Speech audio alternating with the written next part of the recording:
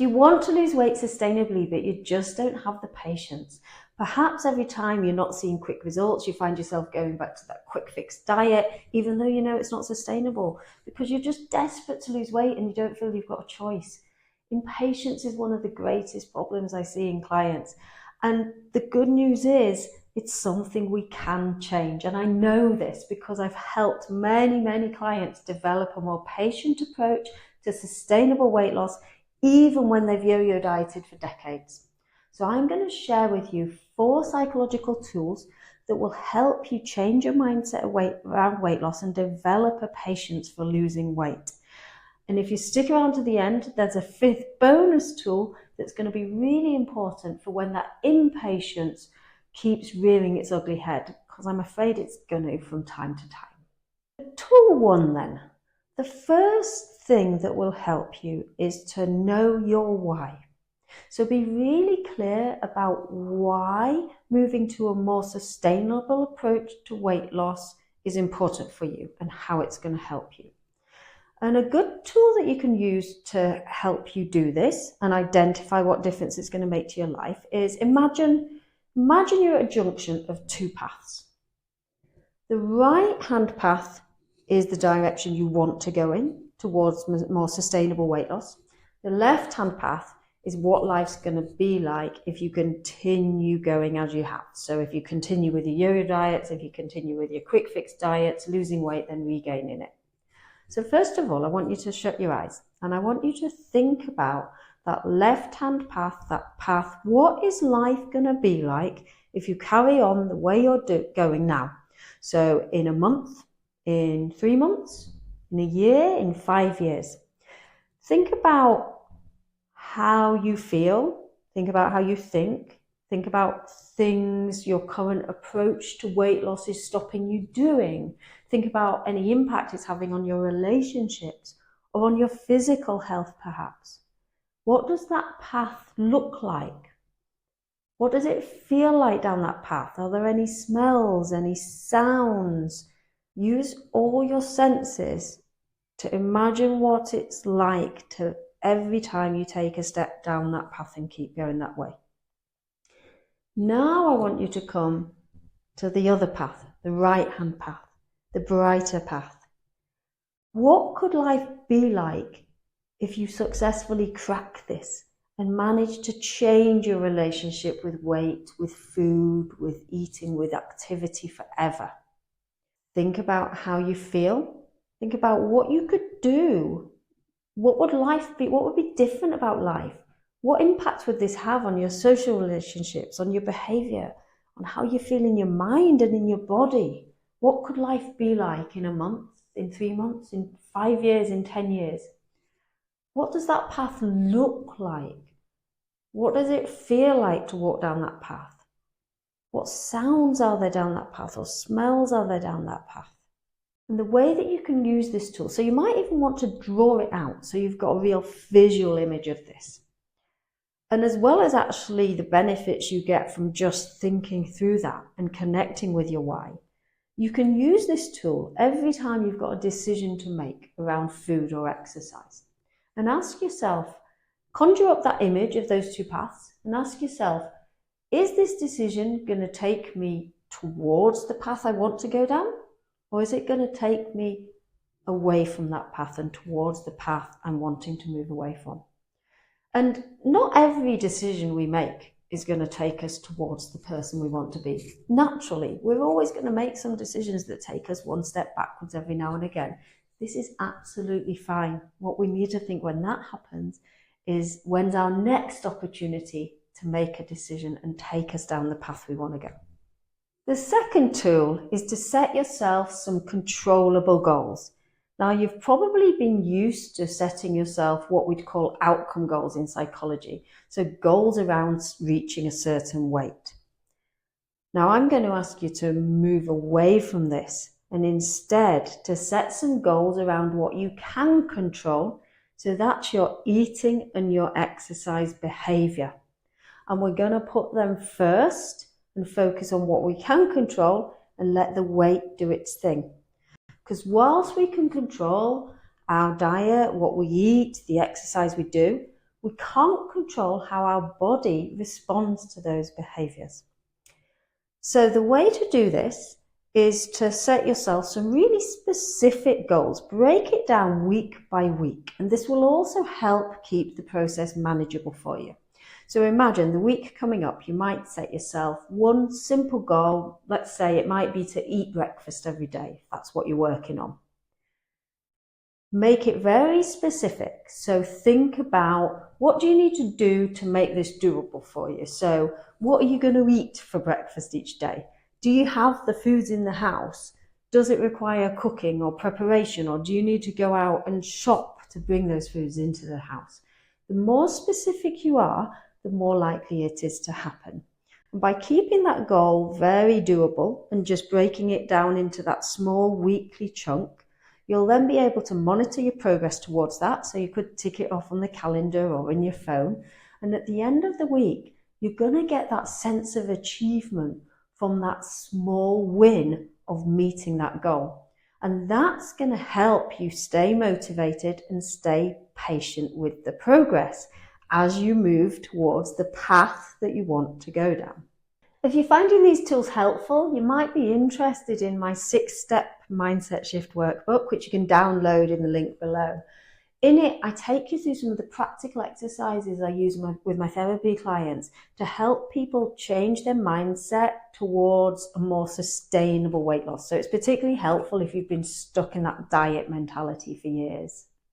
Now, the third tool is about gathering evidence of how capable you are and that you can do this, which is going to help you stay motivated and trust the process and stay patient along the way. So for this one, what you need to do is write yourself a daily credit, either in your phone or in a journal or on the calendar, of something you've done, however small, to move you towards that path that you want to go down. So it might be, for example, if your action plan for the week has been eating breakfast every day, it might simply be, I ate breakfast this morning even though I didn't feel like it. Or it might be a more mental thing. So for instance, I noticed a craving coming in after tea, but I chose not to go for the chocolate bar and I chose to go for the apple instead. Or perhaps it might be that I was really tempted to binge on the whole packet of biscuits, but I chose to stop after 3. These are all huge wins. And if you record them and write them down, they can really begin to build your self-belief. Now, this might be difficult for you at first. A lot of my clients struggle with this because particularly if you've got a strong inner critic, you've been quite used to talking to yourself in a negative way. And it's going to feel really strange giving yourself these positives every day. But you've got to trust me on this. If you keep doing it, even if you don't believe it at first, keep doing it, practice it daily. Over time, you'll find the way you talk to yourself naturally becoming more positive. And if you believe you can do it, you're much more likely to keep going in the long term. And the fourth tool is about how you approach your weighing. Because whilst we're putting the lifestyle change first, you're still likely to be curious about what's happening with your weight. So for this reason, I do advocate continuing to weigh, but I recommend weighing weekly, but only paying attention to the 4 weekly averages. So this is different from what you'll have known if you've been to Weight Watchers Slimming World, where everyone jumps for joy if you've lost a pound and you get beaten with a stick if you've gained a pound. This is about learning to use the scales with curiosity and as a learning tool rather than as a stick to beat yourself with or to judge yourself with. So if you want to learn more about this, check out my video on weighing weekly and taking 4 weekly averages, because this will run you through the whole process and explain why it's so helpful. Hey, if you're still watching, thank you. I'm going to run through the bonus tool now. And this is really important because even when you put tools 1 to 4 in place and you're starting to develop a patience for the more sustainable weight loss approach, you usually find that after a few months, that doubt starts to creep in again, particularly because you might have been successful in the past for several months. So actually, until you get past that point, you're never going to fully trust yourself that you're going to be able to keep this up. And if you're not seeing results as quickly as you've been used to in the past, it's likely that those thoughts are going to pop up saying, oh, is this worth it? I'm just going to go back to that quick fix diet. I just want to give in. is this ever going to actually work to lose weight? So there's a lot of trusting the process in this approach. But this final tool can be really helpful when you notice those thoughts of wanting to go back to your old ways creeping in. And this is a cost-benefit analysis. So for this, what you need to do is divide a piece of paper into 2 columns. So on the left-hand side is you put a title at the top, going back to your old quick fix diets. On the right-hand column, title at the top of that is continuing with the sustainable weight loss approach you've started. You then go in and fill in the boxes, but what's really important with this is that you do it in the order I'm suggesting. So the first box to fill in is this top left box, which is about the pros, what's good about going back to the old quick fix diet. So think about everything. Think about how it affects you socially, how it affects you mentally, how it affects your relationships, your behaviors, your physical health. What did you like about doing quick fix diets? Write down everything. Because it's really important. This tool isn't just about persuading yourself to continue. It's about really validating your thoughts on both sides of the argument, because these are all fair and they're there for a reason. So once you've done that box about what's good about going back to quick fix diets, move to the box below that, which is about what was bad about quick fix diets. How are these negatively affecting your life? Again, think short term on a day-to-day basis. How did they affect what you did, how you thought, how you felt, relationships with others? But then think longer term as well. Think about that left-hand path we looked at earlier. What's life going to be like if you continue with this quick fix diet, this losing weight, regaining it approach?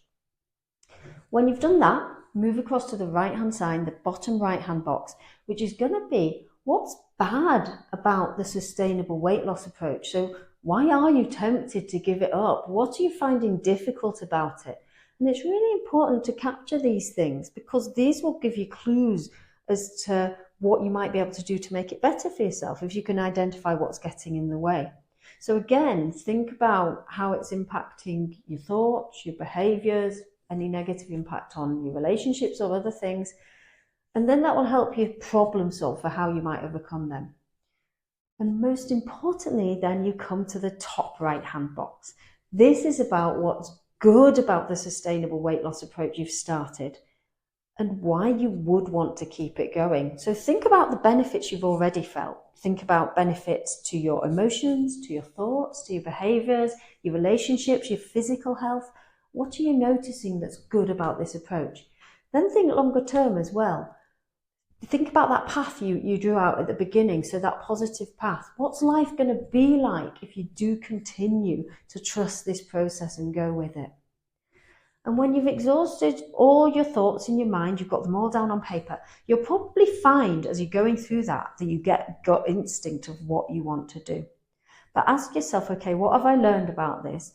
Do I want to continue with the sustainable weight loss approach, or do I want to go back to a quick fix diet? And I think there you'll have your answer, that actually it's about trusting the process and moving forward. So that decision activity can be really helpful whenever you're stuck in a decision. It can be helpful in the moment, but then once you've decided, and if it helps motivate you to stay patient and keep going with the sustainable weight loss, get it out again. Read it each day, perhaps, particularly while you're going through the bad patches, and that will help keep you motivated. If you found this video helpful, you might want to check out my other video on how to lose weight healthily and sustainably, because in that video, I talk about the whole process of putting your lifestyle change first and what this means for our eating and activity behaviors. And please do comment below, let me know how you found this video and which of these tools you're going to try and put into place.